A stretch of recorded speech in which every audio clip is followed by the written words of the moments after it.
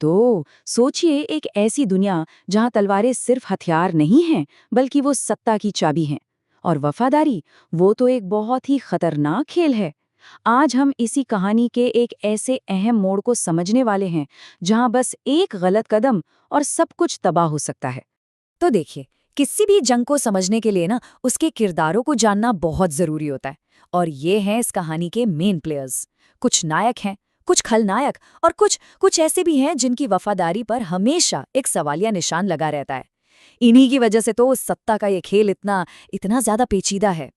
तो हम इस पूरी कहानी को 4 हिस्सों में देखेंगे। सबसे पहले उलझी हुई वफादारियों और रिश्तों की बात करेंगे। फिर एक ऐसी ट्रेजेडी देखेंगे जो सब कुछ बदल देती है। उसके बाद हम सीधे दुश्मन के गढ़ में घुसेंगे। और आखिर में एक ऐसा राज खोलेंगे जो पूरी कहानी को ही पलट कर रख देगा। तो चलिए शुरू करते हैं अपने पहले हिस्से से, उलझी हुई वफादारियां। देखिए, इस दुनिया में ना भरोसा करना सबसे मुश्किल काम है। यहाँ हर कोई बस अपनी ही चाल चल रहा है। ये पूरी दुनिया एक शतरंज की बिसात की तरह है। बिल्कुल, एक तरफ है ताकतवर तोंगलुन गुआन, दूसरी तरफ रहस्यमयी मैजिक स्क्वायर, और इन सब के बीच है क्रूर शुआनमिंग जियो। ये तीनों बड़ी शक्तियां एक दूसरे को मात देने में लगी हुई हैं। और हमारे हीरोज ली शिंग युन और उसके साथी, वो इस खतरनाक खेल के ठीक बीच में फंस गए हैं, शायद सिर्फ एक मोहरे की तरह।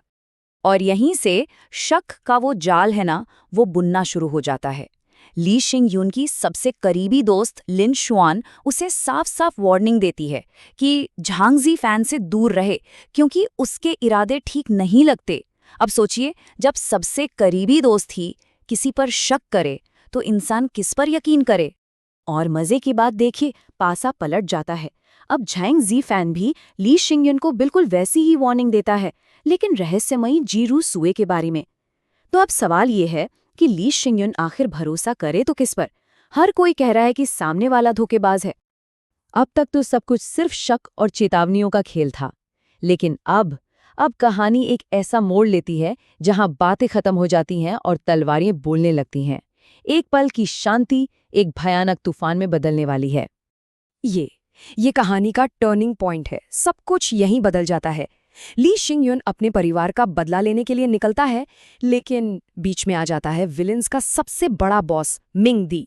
लड़ाई का पूरा पासा पलट जाता है, और जब ली शिंग युन हारने की कगार पर होता है तो जीरू शुए एक अविश्वसनीय कुर्बानी देती है, सिर्फ इसलिए ताकि वो महान तलवार दुश्मन के हाथ ना लगे।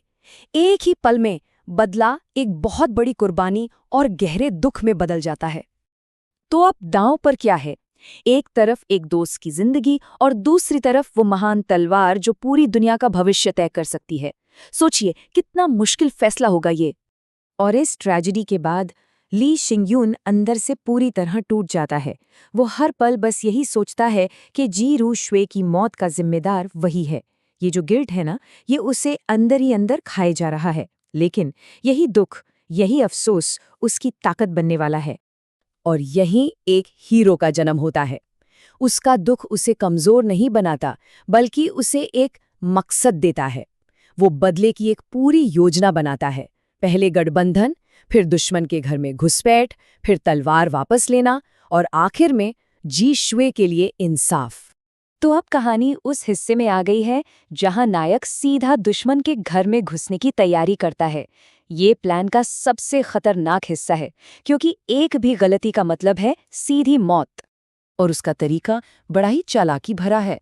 वो जानता है कि दुश्मन लोहारों को पकड़ रहा है, तो वो खुद एक लोहार का भेष बनाकर उनके कैदियों में शामिल हो जाता है। मतलब दुश्मन के बीच उनकी नजरों के ठीक सामने। और अंदर जाकर उसे पता चलता है कि दुश्मन इन लोहारों को क्यों पकड़ रहा है। असल में लोंग क्वान तलवार सिर्फ एक हथियार नहीं, वो एक पहेली है। और शुआन मिंग जियो इस पहेली को सुलझाने के लिए इंसानी जिंदगियों को मोहरों की तरह इस्तेमाल कर रहा है, और काम न आने पर उन्हें मार रहा है। दुश्मन के किले में जहां हर तरफ खतरा ही खतरा है, ली शिंग युन की मुलाकात एक ऐसे कैदी से होती है जिसका दुश्मन भी वही है जो उसका है। अब क्या दुश्मन का दुश्मन दोस्त होता है वाली कहावत यहाँ सच साबित होगी? और अब हम आ गए हैं कहानी के आखिरी और सबसे बड़े पड़ाव पर। जहां एक ऐसा राज सामने आने वाला है जो इस पूरी कहानी का मतलब ही बदल कर रख देगा। जो कुछ भी हमने अब तक समझा है ना, वो सब कुछ पलटने वाला है। जब किले में पूरी अफरा तफरी मची होती है तो एक रहस्यमयी आदमी जिसका नाम वेन ताओ है, लोंगख्वान तलवार लेकर गायब हो जाता है। सब कुछ दांव पर लगाकर ली शिंगयून यहां तक पहुंचा था और अब तलवार किसी और के पास है। सवाल यह है कि आखिर ये वेन ताओ है कौन? और इसका जवाब हमारी सोच से कहीं ज्यादा बड़ा है। वेन ताओ बुलियांग रैन नाम के एक गुप्त संगठन का सदस्य निकलता है।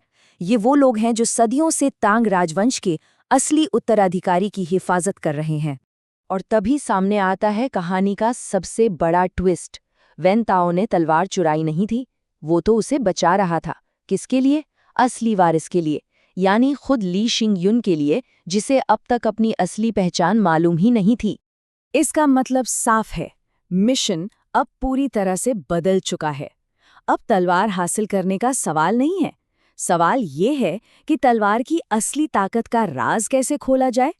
और वो राज किसी तकनीक में नहीं, बल्कि एक इंसान में छिपा है, जिसे हमारे नायकों को हर हाल में ढूंढना होगा। लेकिन लोटस विलेज का रास्ता आसान नहीं है। रास्ते में पड़ने वाले गांवों में एक अजीब सा डर फैला हुआ है। लोग बुरी आत्माओं और रहस्यमयी मौतों की बातें कर रहे हैं। हवा में किसी अनजाने खतरे की आहट है। वे बहुत उम्मीद लेकर अपनी मंजिल लोटस विलेज पहुंचते हैं कि उन्हें अपने सवालों के जवाब मिलेंगे, लेकिन वहां जवाब नहीं, सिर्फ तबाही और मौत का सन्नाटा उनका इंतजार कर रहा होता है। पूरा का पूरा गांव खत्म कर दिया गया है। और इस तबाही के पीछे किसका हाथ था, ये जानकर तो उनके होश ही उड़ जाते हैं। ये वही खलनायक हैं, black and white Wu Chang, जिन्हें ली शिंगयुन पहले ही हरा चुका था। जिन्हें मर जाना चाहिए था, वो वापस आ गए हैं। और ये हमें एक बहुत ही डरावने सवाल के साथ अकेला छोड़ जाता है। सोचिए, एक ऐसी दुनिया में जहां मरे हुए भी हमेशा के लिए मरे नहीं रहते, वहां कोई भी जीत असल में आखिरी जीत कैसे हो सकती है?